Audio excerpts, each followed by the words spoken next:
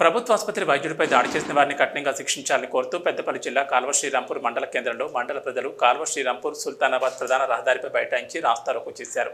Doctor మహేందర్పై దాడి చేసిన వ్యక్తులను ఎంతటి వారైనా కఠినంగా శిక్షించాలని నినాదాలు చేశారు. సుమారు గంట పాటు ప్రధాన రహదారిపై రాస్తారోకో చేపట్టడంతో భారీగా వాహనాలు ఎక్కడికక్కడ నిలిచిపోవడంతో ట్రాఫిక్ అంతరాయం ఏర్పడింది. సంఘటనా స్థలానికి ఏఎస్ఐ నీలిమ చేరుకుని నిందితులను త్వరలో పట్టుకుంటామని హామీ ఇవ్వడంతో రాస్తారోకో విరమించారు. ఈ సందర్భంగా వారు మాట్లాడుతూ గత 2 రోజుల క్రితం ప్రభుత్వ ఆసుపత్రిలో పనిచేస్తున్న డాక్టర్ మహేందర్ విధులు ముగించుకుని ఇంటికి వెళుతుండగా కొందరు దుండగలు ఇనుప రాడ్లతో డాక్టర్ మహేందర్పై దాడి చేయగా తీవ్రంగా గాయపడిన మహేందర్ ఆసుపత్రిలో చికిత్స పొందుతున్నారని, దాడి చేసిన దుండగులను వెంటనే పోలీసులు గుర్తించి అరెస్ట్ చేయాలని, ఎంతటి వారైనా కఠిన చర్యలు తీసుకోవాలని వారు డిమాండ్ చేశారు.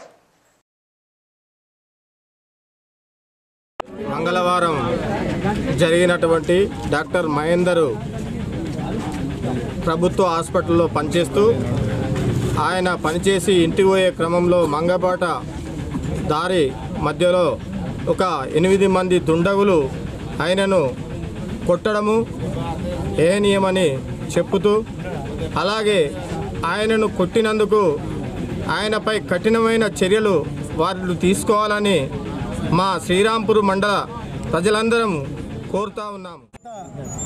2 రోజుల క్రితం శ్రీరాంపూర్ మండల కేంద్రంలో ప్రభుత్వ ఆసుపత్రిలో పనిచేస్తున్న డాక్టరు మహేందర్ గారిని దారికడ్డంగా మరి వారి వెహికల్ ఆపి వారి మీద దాడి చేయడం చాలా ఏమైన చర్య, అది పిరికిబంద చర్య.